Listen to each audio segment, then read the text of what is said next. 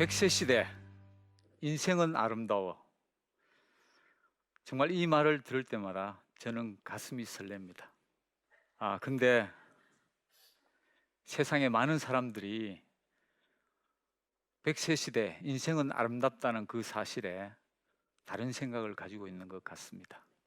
왜냐하면 60에 은퇴하고 앞으로 살아야 될 날이 40년. 준비가 되어 있지 않는 은퇴라면 이것은 재앙일 수 있다라는 생각을 갖고 있는 거죠. 유감스럽게도 통계 자료도 이런 우려감을 표현하고 있습니다. 한국보건사회연구원이 조사한 통계 자료에 의하면 한국의 65세 이상 노인의 절반 정도가 극빈한 생활을 하고 있다는 내용입니다. 65세 이상 노인의 빈곤율이 48%에 육박하고요. 모든 인구의 빈곤율의 13.7%의 약 3.5배 되는 그런 높은 수준의 빈곤율을 이 땅의 노인들은 가지고 있는 겁니다. 또 유엔 산하에 있는 글로벌 에이지 워치라는 단체에서 노인의 삶의 질을 조사해 봤습니다. 총 91개국을 대상으로 조사해 봤는데 한국은 52 정도 수준입니다. 중간을 넘어가는 수준이죠. 근데 더 심각한 것은 고용과 준비된 소득이 얼마나 있느냐 하는 질문에서는 91개국 중에 한국은 92에 속하고 있습니다. 완전 꼴찌 수준이죠. 이런 현실, 100세 시대가 아름답기보다 재앙으로 다가올지도 모른다는 이 현실을 앞에 두고 크리스천인 우리들은 어떻게 100세 시대를 준비하고 예비해야 할까요? 성경에 그 길이 있습니다. 이 시간 크리스천에게 은퇴는 없다라는 주제로 함께 이 문제를 생각해 보도록 하겠습니다. 그럼 은퇴 제도는 언제부터 시작됐을까요? 사실은 은퇴라는 개념보다는 연금이라는 개념으로 은퇴 문제가 사회적으로 대두하기 시작합니다. 1889년에 독일의 비스마르크 제상이 연금 제도를 만들면서 70세에 은퇴하는 플랜을 만든 거죠. 여기서 retire, 은퇴라는 용어가 사용되었습니다. 그 이후에 영국에서 역시 연금 제도를 통해서 은퇴라는 용어를 쓰기 시작했고 1930년 루즈벨트 대통령이 미국의 경제 문제, 청년 실업 문제를 해결하는 방법으로 나이 든 사람들의 은퇴 문제를 함께 논하면서 본격적인 은퇴란 얘기가 나오기 시작한 겁니다. 초기에 은퇴 제도가 시작됐을 때는 은퇴하는 시점과 평균 수명이 거의 비슷했습니다. 그런데 지금은 은퇴하는 시점과 평균 수명의 갭이 30년, 40년을 그 갭을 키우고 있다는 사실이죠. 이게 우리에게 주는 심각한 문제입니다. 자, 그러면 성경의 사람들은 은퇴 문제를 어떻게 봤을까요? 성경의 은퇴의 예가 딱 한 번 나옵니다. 바로 레위기에, 민수기와 레위기에 기록되어 있는데요. 레위인들이 성막을 관리하는 그 연령대를 30에서 50으로 제한해 놓고 있습니다. 성경에 따라서 25세부터 50이 있기도 하고 30에서 50이 있기도 합니다. 그래서 50세가 되면 은퇴하게 합니다. 근데 이게 진짜 은퇴냐? 그러지 않았습니다. 성경에는 이 부분을 또 다른 부분으로 보고 있습니다. 어떻게? 50세 이후부터는 그 일을 쉬어서 봉사하지는 아니할 것이나 그의 형제와 함께 회막에서 돕는 직무를 지킬 것이요 라고 민수기에 말하고 있습니다. 그래서 유일하게 나오는 은퇴 용어가 나오는 레위기나 민수기에 나오는 고대의 성경 인물들조차도 은퇴하지 않았다는 거죠. 성경의 인물들을 한번 볼까요? 자, 먼저 족장시대 아브라함과 이삭과 야곱과 그리고 요셉에 이어서 12지파를 연결하는 그 계보들 모두 은퇴하지 않았습니다. 그리고 그 다음 시대를 이어가는 사사시대, 사사시대의 사사들은 죽을 때까지 하나님이 맡긴 직무에 충성스럽게 봉사를 했고 은퇴하지 않았습니다. 왕정시대의 왕들이나 선지자들 역시 은퇴하지 않고 죽을 때까지 섬겨왔던 것입니다. 성경의 인물들은 은퇴하지 않았습니다. 신약시대의 사도들도 마찬가지입니다. 순교하거나 죽기까지 복음을 전하는 일에 집중해 왔습니다. 성경에는 은퇴가 없습니다. 그러면 크리스천에게 은퇴가 없는 이유가 뭘까요? 그것은 우리가 우리 자신의 크리스천의 정체성을 이해할 때 은퇴가 왜 없는지 쉽게 이해할 수 있습니다. 우리가 누구입니까? 크리스천은 어떤 사람입니까? 이 땅에 거루민이고 나그네라고 하고 있습니다. 그리고 왕 같은 제사장이라고 하고 있고요. 거룩한 나라, 하나님의 백성, 하나님의 자녀라고 하고 있습니다. 한마디로 표현하면 우리는 이 땅은 잠시 거쳐 지나가는 터전일 뿐 우리의 본향은 다른 곳에 있다는 거죠. 그리고 우리는 이 땅에 하나님이 우리에게 각자의 재능과 그리고 물질과 시간에 맞게 각자에게 하나님이 임무를 부여해 주고 이 땅에 파송해 놓은 하나님의 대사라는 겁니다. 그럼 하나님의 대사인 우리가 이 땅에서 우리가 해야 될 우리의 대사의 직무가 무엇일까요? 하나님은 우리를 우리의 형상에 따라 창조하셨다고 하셨습니다. 하나님의 형상에 따라 창조했다는 것은 우리에게 세 가지 직분을 부여하고 있다는 사실을 말하고 있습니다. 첫 번째 직분은 왕의 권세를 우리에게 주셨다는 겁니다. 하나님이 이 땅을 창조하시고 천지 만물을 만드시고 만든 그 피조물들을 관리하는 그 피조물을 지키는 다스리는 그 대업에 하나님은 우리를 대리권자로 동력하게 하셨다는 겁니다. 그게 왕의 직분입니다. 왕의 직분을 주셨고요. 두 번째 우리에게 하나님이 주신 직분은 바로 제사장의 직분을 주셨습니다. 우리로 하여금 이 땅에 태어난 우리 주변에 살고 있는 이웃 그리고 가족 심지어 키우는 애완동물 식물들 모든 피조물을 대리해서 하나님께 예배하고 경배하는 제사장의 직분을 우리에게 주셨다는 겁니다. 그래서 우리가 나가서 예배하고 경배하고 하나님을 찬양하는 것은 내가 속해 있는 내 주변의 네트워크의 모든 사람을 대신해서 내가 그 역할을 감당한다는 얘기가 되는 겁니다. 그리고 세 번째 우리에게 선지자의 직분을 주셨습니다. 예수 그리스도가 어떤 분인지를 우리에게 복음을 알리고 전파하는 진리가 무엇인지를 알리고 전파하는 생명을 살리는 그 전파의 사역을 우리에게 감당하셨다는 겁니다. 이게 세 가지 우리가 감당해야 될 사역입니다. 이 사역을 위해서 우리를 하나님의 대사로 이 땅에 보내셨다는 거죠.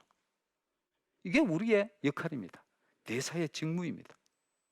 이런 엄청난 직무를 우리에게 주셨습니다. 그렇기 때문에 우리가 이 땅에서 은퇴하겠다는 생각을 갖고 있는 것조차 우리의 직무를 게을리 생각하고 우리의 직무를 잘못 이해하고 있다는 거죠. 그런데 많은 세상 사람들은 조기 은퇴를 소망합니다. 조기 은퇴가 꿈이고 로망입니다. 왜 그런가?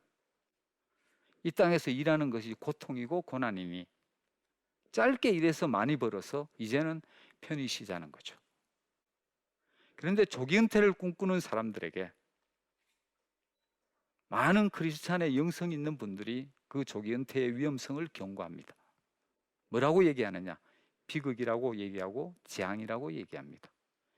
미국의 존 파이퍼 목사님, 이 목사님도 마찬가지로 그런 얘기를 하죠. 미국의 청년들이요, 이런 꿈을 꾸는가? 조기 은퇴를 해서 멋진 집에 쉼과 여유가 있는 그런 삶을 꿈꾸고 있는가? 그것은 비극이고 재앙이다라고 얘기하고 있는 겁니다. 조기 은퇴가 왜 재앙이고 비극인가? 성경에도 놀랍게도 조기 은퇴에 대해서 있습니다. 바로 우리가 너무나 잘 알고 있는 어리석은 부자에서 조기 은퇴 얘기가 나옵니다. 어떤 부자가 소출을 내서 엄청난 소득을 올렸습니다.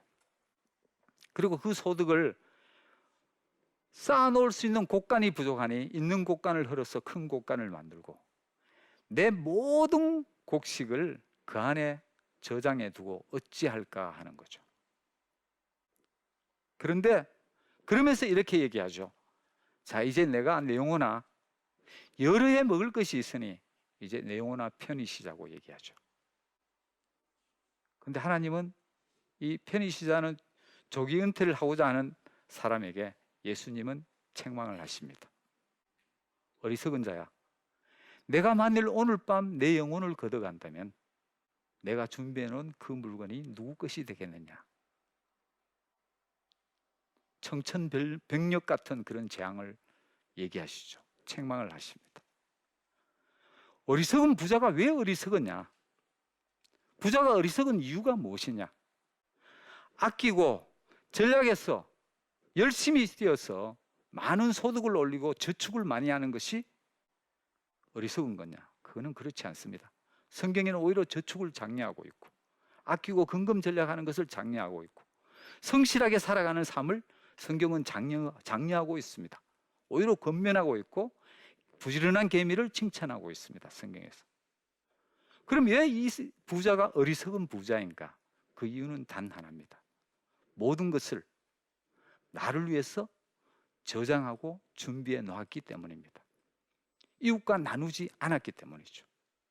이웃에게 내게 준 하나님의 그 축복을 이웃과 나누지 않았기 때문인 거죠. 그래서 어리석은 부자라고 얘기합니다. 그리고 그 부자에게 내 영혼을 걷어가면 누구 것이 되겠느냐라고 얘기하는 거죠. 예수님은 이렇게 조기 은퇴를 책망하십니다. 그럼 우리는 어떻게 준비를 해야 될까요? 크리스천이 준비해야 될 은퇴 준비는 어떤 것이어야 될까요? 자, 은퇴 준비하면 세상에 많은 사람들이, 대부분의 사람들이 재정적인 준비를 제일 먼저 앞세웁니다. 그럼 재정 문제를 먼저 생각해 보죠. 자, 그럼 우리는 얼마의 재정을 준비해야 할까요? 성경에 우리가 준비할 재정에 대한 성경의 지혜가 있습니다. 그게 바로 잠언 30장에 나오는 아굴의 기도 내용입니다. 부한 것도, 지나치게 부한 것도, 또 지나치게 가난한 것도 어쩌면 우리 육신의 몸을 타고난 우리가 견디고 컨트롤하기 힘들기 때문에 하나님께 저런 지혜를 구하는 겁니다. 자, 이처럼 크리스천은 은퇴 준비에 하나님의 지혜를 빌릴 필요가 있습니다. 그럼 우리는 얼마를 준비해야 되느냐? 바로 성경에 기록된 말씀대로 보면 생계 걱정에서 벗어날 수 있는 해방자금 수준이면 된다는 거죠. 자, 이 해방자금의 규모는 그럼 얼마여야 되느냐?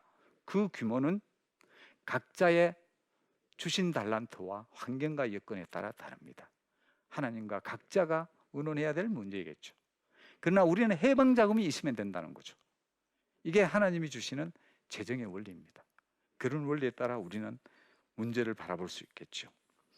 자, 그럼 이제 정년 이후의 삶을 우리는 어떻게 살아야 할까요? 정년 이후의 삶을 우리가 묵상해 볼 때 먼저 하나님과 아주 큐티 시간을 가지는 게 필요할 것 같습니다. 하나님과 함께 우리는 심각하게 우리의 정년 이후의 삶을 하나님과 함께 묻고 여쭈는 시간이 필요합니다. 몇 가지 질문을 해보는 거죠. 먼저 은퇴 후 나의 목적지는 어디인가? 내가 크리스천인데 혹 은퇴 이후의 목적이 이 땅에서 많이 모아서 안락하고 편안한 삶을 목표로 하고 은퇴를 준비하고 있지 않는지 바라봐야 되는 거죠. 은퇴 이후에, 내 죽음 이후에, 이 땅 이후에 일어날 수 있는 새하늘과 새 땅을 위해서 내가 과연 이 땅에서 준비하고 있는가를 생각해 볼 필요가 있습니다. 하나님은 당신의 은퇴 계획을 지지하는가 하는 것을 역시 묵상해 볼 필요가 있습니다. 그리고 당신의 배우자는 당신의 은퇴 계획을 공감하고 지지하는가, 이거 역시 우리가 함께 생각해 봐야 하는 거고요. 무엇보다 중요한 것은 우리가 100세 시대를 준비하는데 하나님과 100세 시대 준비를 위해서 과연 기도로 준비하고 있느냐 하는 거죠. 우리에게 남아있는 은퇴라는, 세상적 은퇴라는 개념의 은퇴 이후에 남아있는 40년이라는 삶은 결코 적은 삶이 아닙니다. 그 긴 삶을 우리는 과연 하나님께 묻고 기도하고 하나님 안에서 의사결정을 하고 있는가, 아니면 내 지갑과 타협해서 의사결정을 하고 있는가 하는 거죠. 그걸 우리는 생각해 봐야 된다는 겁니다. 긴 인생의 여정을 비교해 볼 때 그 여정 중에 우리가 중간에 하나님과 깊이 대화하는 시간, 그 하프타임이 필요합니다. 그래서 우리가 은퇴를 혹시 준비하고 있거나 은퇴 직전에 있거나 은퇴에 대해서 심각하게 고민하고 있다면 하나님과 작전 타임을 하십시오. 가지십시오. 그리고 하나님께 그 방법을 찾으십시오. 하프타임을 하나님과 적절하게 사용했던 분이 수없이 이 땅에 많습니다. 성경의 대표적인 예가 아브라함 75세에 하나님의 부르심을 받고 하프타임을 설계하고 새로운 삶을 살았습니다. 본토 아비집을 떠나서 가나안으로 갔죠. 모세는 80에 광야에서 하나님의 부르심을 받고 이스라엘 백성들을 애굽에서 구해내는 구원자가 되었습니다. 갈렙은 85세에 새 산지를 소망하면서 하나님과 새로운 인생 설계를 합니다. 그리고 사도 요한은 95세에 하나님의 부르심을 받아 요한계시록을 기록하죠. 이런 놀라운 삶들이 성경에서는 기록되어 있습니다. 평범한 사람들, 그러면 우리처럼 평범한 사람들은, 그런 사람들 중에도 하프타임을 멋지게 설계하는 분들이 많습니다. 최근에 제가 알고 있는 지인 중에 한 분이 자기 친구 몇몇 분의 하프타임 준비에 대해서 저한테 얘기하는 걸 듣고 제가 감동을 받았습니다. 이분은 친구 4분이 모여서 서울에 있는 집을 다 팔아서 속초로 이사를 갔습니다. 가서 4분이 5채의 집을 지었습니다. 아주 작고 아담한 5채의 집을 짓고, 그리고 남는 돈으로 속초 시내에 약간의 건물을, 좀 괜찮은 건물을 하나 구입해서 공동으로 구입해서 그 건물에 나오는 월세와 자기 연금을 받고 생활을 하면서 무엇을 했느냐 하면 이분들이 그 지역에 있는 청년들과 그 지역에 있는 젊은 친구들을 모아서 그들에게 이분들이 그동안 오랫동안 경험해왔던 경험과 기술과 여러 가지 것들을 그분들에게 가르치기 시작했습니다. 그래서 그들에게 새로운 인생을 살 수 있는 기반을 만들어주기 위한 준비를 한 거죠. 그러면서 그 안에 하나님의 복음을 심어 넣는 작업을 함께 하고 있는, 꼭 해외 선교지에 가지 않더라도 이런 일을 하고 있는 멋진 분들의 모습을 저는 목격하면서 저게 어쩌면 하나님과 할 수 있는 하프타임의 한 방법이겠다, 이런 생각도 해봤습니다. 우리가 하나님과 함께 작전 타임을 갖고 그 안에서 하나님과 함께 우리의 은퇴와 100세 시대를 준비해 나간다면 하나님은 우리에게 무엇을 주시겠다고 약속하고 있습니다. 그게 소명에 응한 자에게 하나님이 주시겠다는 약속이죠. 그 약속이 무엇이냐?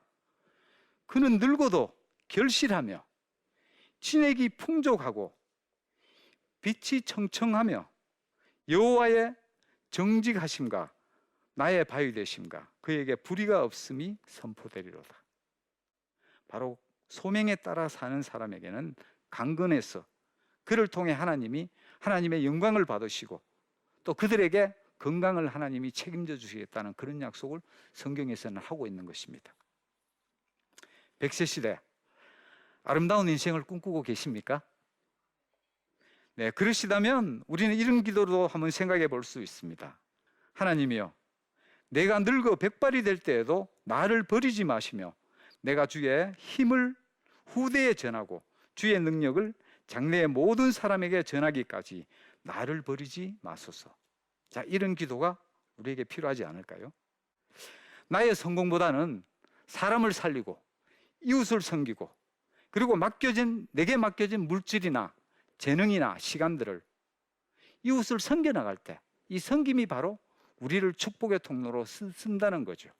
그렇게 축복의 통로로 사용될 때 그 안에 하나님의 복음이 흘러 들어가서 그들이 하나님의 사람으로 변하게 되는 그런 놀라운 축복이 일어날 거라고 믿습니다. 하나님은 우리가 함께 동행하시며 우리의 건강을 지켜주시고 우리의 필요를 채워주시면서 우리의 은퇴를 반대하시면서 우리가 100세를 살 때 우리를 적극적으로 지지하고 후원하며 우리와 함께 하실 것입니다. 하나님의 축복이 넘치시기를 소망합니다. 감사합니다.